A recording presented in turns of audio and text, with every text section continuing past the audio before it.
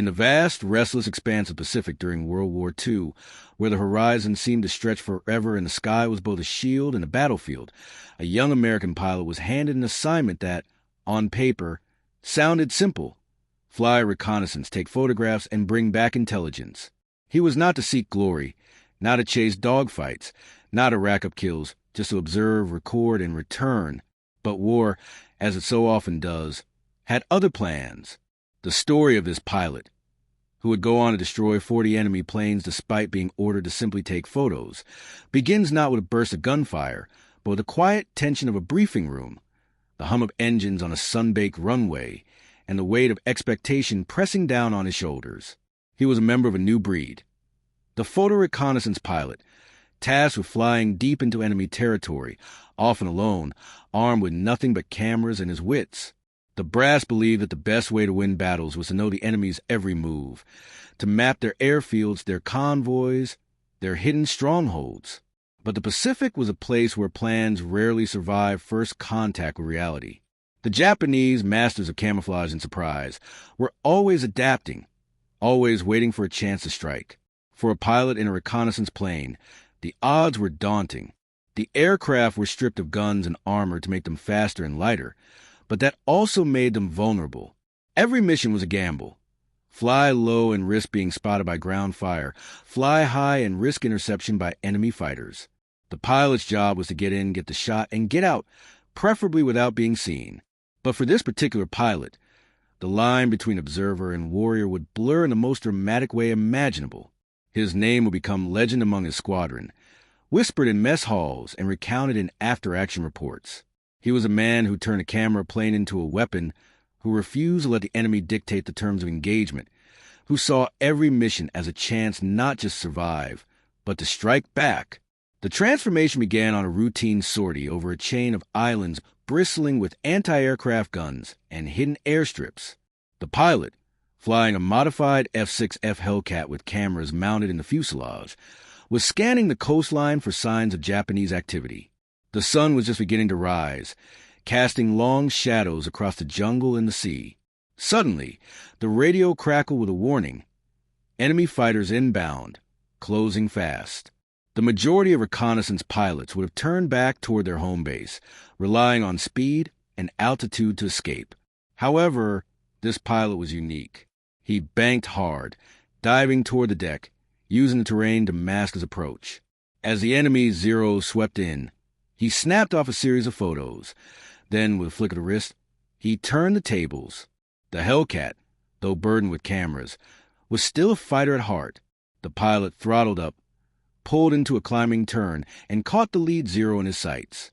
The enemy aircraft burst into a fireball when a burst of .50 caliber fire streaked across the sky. The chase was on. What followed was a running battle that would become the stuff of legend. The pilot weaved through clouds and sunlight, dodging tracers and flak, snapping photos when he could, firing when he had to. By the time he limped back to base, his plane was riddled with holes, his film canisters were full, and 3 enemy fighters had been shot down. The intelligence officers were ecstatic. The photos revealed a new airfield under construction, a potential threat to the upcoming invasion. However, the mechanics and ground crew of the squadron were even more impressed. They had never seen a reconnaissance pilot fight like that. The pilot was soon given the most perilous missions, the ones that no one else wanted, as word quickly spread. He came back with more than just pictures each time. He reported tales of dogfights and narrow escapes, of enemy planes going up in flames, of taking risks and defying odds. The brass, at first, were skeptical. They reminded him that his job was to observe, not to engage. But as the kill count grew, and as the intelligence he gathered proved invaluable, their tune began to change. The pilot became a symbol of a new kind of warfare, one where information and aggression went hand in hand, where the line between reconnaissance and combat was erased by necessity and courage. Every mission made him more famous. He learned to use a camera's weight to his advantage, diving faster than enemy fighters expected, pulling out at the last second, using the Hellcat's rugged frame to absorb punishment. He developed a sixth sense for danger, reading the sky like a map, anticipating enemy moves before they happened. He became a master of deception, feigning retreats, luring pursuers into traps, then turning and striking with lethal precision. The photoplane soon became as much of a threat to the Japanese as any fighter or bomber. They learned that to chase this pilot was to invite disaster. His tally climbed. 5, 10, 20 enemy planes destroyed. Each victory was hard-fought, and each escape was a demonstration of nerve and skill. But the pilot never lost sight of his original mission. Every sortie brought back crucial intelligence. Maps of enemy positions, photos of supply dumps, evidence of new tactics and deployments. The analysts at headquarters began to rely on his work. Planning operations around the information he risked his life to gather, the pilot's reputation spread beyond his own squadron. Other units began to request his help, asking for the guy who takes pictures and shoots down zeros. He became a mentor to younger pilots, teaching them how to survive, how to fight, how to think like the enemy. He was more than just a reconnaissance pilot. He was also a living legend of force multiplier and a one-man air force. And yet, for all the glory and the accolades, the pilot remained humble. He was aware that he could lose every mission, that luck was just as important as skill, and that the line between hero and casualty was very thin. He flew with a sense of purpose, a determination to do his duty, to bring back the photos, to protect his comrades, to make every bullet and every frame count. In the end, he would destroy 40 enemy planes, a record unmatched by any other reconnaissance pilot in the war. However, his greatest legacy was not the number of kills he took, but rather the example he set, proving that bravery, inventiveness, and refusing to accept limitations can alter the course of battle and possibly even history. The legend of the photo reconnaissance pilot who became an ace grew with every passing week, his story spreading across the Pacific like wildfire, inspiring not only his own squadron, but also the countless men and women who supported the war effort from the ground, the ships, and the distant home front. Each mission he flew became a study in calculated risk and audacious improvisation, a blend of artistry and aggression that defied the conventional wisdom of military doctrine. The brass, who had once insisted that reconnaissance pilots avoid combat at all costs, now found themselves rethinking their assumptions. They watched as this pilot, armed with nothing but a camera and a fighter's instincts, repeatedly returned from the most dangerous assignments with both invaluable intelligence and a growing list of enemy aircraft destroyed. The Pacific Theater had never seen anything like his approach to flying. He would frequently fly by himself, skimming the tops of waves to avoid radar and climbing steeply to take pictures of enemy installations before diving back to see level under the sun and clouds. Japanese pilots, expecting an easy kill when they spotted the unescorted photoplane, soon learned to fear the sudden, aggressive maneuvers that marked his style. He would lure them in, feigning vulnerability, then snap into a tight turn or vertical climb, flipping the tables in an instant. The Hellcat, though burdened with cameras and stripped of some armament, was still a formidable machine in the hands of a master. The pilot's ability to exploit its strengths, its ruggedness, its power, its forgiving handling, became legendary. He gained a reputation for returning with his battered but intact aircraft, frequently leaving behind smoke or fuel leaks, but always securing the film canisters and completing the mission. The ground crews, who patched up his plane after every sortie, began to treat him with a mixture of awe and exasperation, marveling at his luck and skill, while dreading the next round of repairs. In the meantime, the intelligence officers looked over his pictures and planned bombing raids, surprise attacks, and amphibious landings with the information they gathered. The pilot's work became a linchpin in the Allied strategy, his images revealing hidden airfields, camouflage supply dumps, and the movement of enemy ships. However, his combat record truly distinguished him. Each dogfight was a test of nerve and ingenuity, a high-speed chess match played out in 3 dimensions. The pilot learned to read his opponents, to anticipate their moves, to exploit their weaknesses. He started studying Japanese tactics and noticed how they would try to turn him around, use the sun to blind him, and work together to set traps. He countered with his own tricks, diving into clouds, using the ocean's reflection to mask his approach, even flying inverted to keep his silhouette hidden against the water. His kills were not the result of brute force, but of cunning and precision. He would wait for the perfect moment, then strike with short, controlled bursts, conserving ammunition and minimizing risk. The Japanese began to circulate warnings about the devil photographer, a pilot who seemed to appear out of nowhere, snap his pictures, and then leave a trail of burning wreckage in his wake. The pilot's fame grew, but so did the danger. The enemy began to set traps of their own, stationing fighters near likely reconnaissance targets, laying ambushes in the clouds. The pilot responded by changing his routes, varying his altitude, and flying at odd hours. He became an expert at being unpredictable, never taking the same course of action twice. His missions grew longer and more complex, sometimes involving multiple targets, sometimes requiring him to fly hundreds of miles over open ocean with no backup. The stress was immense, the margin for error razor thin. Yet, the pilot thrived on the challenge. He found a strange kind of peace in the cockpit, a sense of clarity and focus that eluded him on the ground. He was able to operate at the very limits of human capability because the engine's roar, the rushing wind, and the sunlight dancing on the waves all became part of a rhythm. He developed rituals to keep himself sharp, checking and rechecking his equipment, reviewing maps and intelligence, visualizing every step of the mission before takeoff.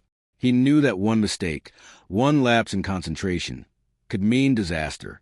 But he also knew that every successful mission brought the Allies one step closer to victory. The pilot had a complicated relationship with his squadron. Some envied his fame, others admired his skill, but all respected his results. He was generous with his knowledge and took the time to teach newer pilots how to navigate, evade, and fight. He insisted that each reconnaissance pilot acquire fundamental dogfighting skills, arguing that survival depended on being able to retaliate in an emergency.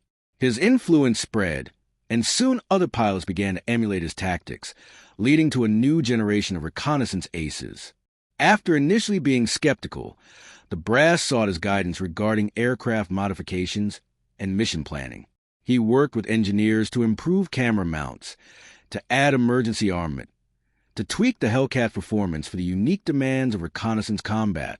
His input resulted in a series of minor but crucial adjustments that improved outcomes and saved lives throughout the theater.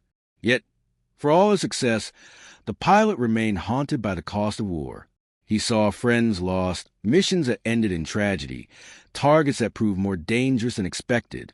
He carried the weight of responsibility, knowing that every photograph, every report, could mean the difference between life and death for the men on the ground. He flew not for glory, but for duty, for the belief that his work mattered, that every risk taken was a step toward ending the conflict. As his tally of enemy planes destroyed climbed past 30, then 40, the pilot became a living legend, his story a testament to the power of courage, ingenuity, and the refusal to accept limits. But he never forgot the original order, just take photos. That order became a challenge under his control, a call to do more, to be more, to turn every mission into an opportunity to strike back, gather intelligence, and influence the war's outcome. As the war ground on and the stakes grew ever higher, the pilot's missions became more daring, his reputation more formidable, and the line between reconnaissance and combat more thoroughly erased. The Pacific Theater was a place of constant change, where islands shifted from enemy strongholds to Allied airfields in a matter of weeks, and where the front lines were drawn not just on maps, but in the sky itself. The pilot, now a seasoned veteran, found himself at the center of this swirling chaos, tasked with missions that would have seemed impossible just a year before. He was sent to photograph enemy convoys moving under the cover of darkness, to map out new airstrips hidden deep in the jungle, to track the movement of Japanese fleet units as they attempted to evade Allied submarines and bombers. Each mission required a blend of technical skill, tactical cunning, and raw nerve. The pilot would often fly alone, navigating by dead reckoning in the stars, trusting his instincts and his training to bring him home. The Hellcat, battered and patched from countless sorties, became an extension of his will, a machine that responded to his every command, that absorbed punishment and kept flying, that carried him into the heart of danger and back again. The ground crews, who had once grumbled about the extra work his missions created, now treated the aircraft with reverence, knowing that it was both a tool of war and a symbol of hope. The pilot's bond with his fellow pilots also grew stronger. He became a confidant, a mentor, a source of inspiration for those who struggled with the fear and uncertainty that came with every mission. He shared stories of close calls and narrow escapes, of mistakes made and lessons learned, always emphasizing the importance of preparation, discipline, and adaptability. He advised his fellow soldiers to view each mission as an opportunity to influence the war's outcome in both large and small ways, not just to gather intelligence. The pilot had an impact beyond the confines of his own squadron. His advice was sought by commanders of other units, who sought his insight into enemy strategies, the best ways to avoid detection, and the modifications that could transform a reconnaissance plane into a fighting machine. He worked closely with engineers and intelligence officers, helping to develop new camera systems, new camouflage techniques, new ways to outsmart the enemy. His input was sought at every level, from the planning of major offensives to the training of new pilots. The risks increased alongside the pilot's fame. The Japanese, determined to stop the devil photographer, began to deploy their best pilots to intercept him, to lay traps along his most likely routes, to use decoys and false targets to lure him into ambushes. The pilot responded with typical ingenuity by adjusting his approach, flying at odd hours, and taking advantage of the weather and terrain. He became an expert at being unpredictable, never using the same strategy twice, and always being one step ahead of his enemies. The dogfights got worse, the escapes got harder, and there was less room for error. Yet, the pilot thrived on the challenge, finding in each mission a new test of his skill and resolve. He earned a reputation for being cool under fire and for being able to make decisions in a split second that saved both his own life and the lives of his fellow soldiers. He learned to trust his instincts, to read the sky like a book, to anticipate danger before it appeared. His kills continued to rise, each one demonstrating his proficiency in aerial combat. But the pilot never lost sight of his original mission. The Allies were able to plan their next move, avert disaster, and take the initiative thanks to each photograph he returned as a piece of the puzzle. He used the information he gathered to plan bombing raids that shut down enemy supply lines, to plan amphibious assaults that changed the course of the battle, and to follow the movement of enemy air units and fleets. The pilot's work became an important part of the Allied strategy, and his pictures and reports changed the course of the war in unexpected ways. As the conflict neared its end, the pilot reflected on the journey that brought him from a nervous rookie in a briefing room to a living legend in the skies. He thought of the friends he had lost, the missions that had gone wrong, the moments of doubt and fear that had tested his resolve. He remembered the original order, just take photos, and smiled at how far he had come. In the end, the pilot's legacy was not just the 40 enemy planes he had destroyed, but the example he set for others, the proof that courage, ingenuity, and a refusal to accept limits could change the course of battle and perhaps even the course of history. His story became a touchstone for future generations, a reminder that in war, as in life, the greatest victories often come from those who dare do more than they are asked, who see every challenge as an opportunity, and who never stop fighting for what they believe in. As the final months of the war unfolded and the Allied advance swept across the Pacific, the pilot's legend was cemented not only in the official records, but in the hearts and memories of all who served with him. The airfields he once photographed from a distance now lay in Allied hands. The enemy convoys he had tracked and harried were scattered or sunk, and the skies that had once been so fiercely contested were now dominated by the very forces he had helped guide and protect. Yet, even as victory drew near, the pilot's sense of duty never wavered. He continued to fly the most dangerous missions, venturing deep into enemy territory to gather the last crucial pieces of intelligence, to ensure that every operation was planned with the best possible information, and to strike at any remaining threats with the same audacity that had defined his entire career. The ground crews, who had patched and repainted his battered Hellcat more times than they could count, watched with a mixture of pride and anxiety as he taxied out for each new sortie, knowing that every mission could be his last, but also knowing that he would not have it any other way. The pilot's relationship with his fellow airmen had evolved into something akin to brotherhood. They shared not just the dangers and hardships of war, but the quiet moment of reflection, the laughter and camaraderie that made the long stretches of boredom and fear bearable. He became a mentor to the next generation of pilots, passing on the hard-won lessons of survival, resilience, and adaptability.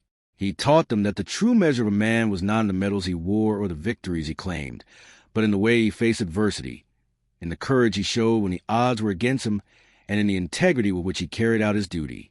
The pilot's influence extended far beyond the cockpit. His photographs and reports continued to shape Allied strategy, giving them the information they needed to plan the final assaults on enemy strongholds, anticipate and counter last-ditch Japanese tactics, and reduce casualties in the war's final battles. His story became a source of inspiration for all who heard it, a reminder that even in the darkest moments, one person's determination and ingenuity could make a difference. The pilot arrived home to a hero's welcome as the war came to an end and the world began the long process of rebuilding.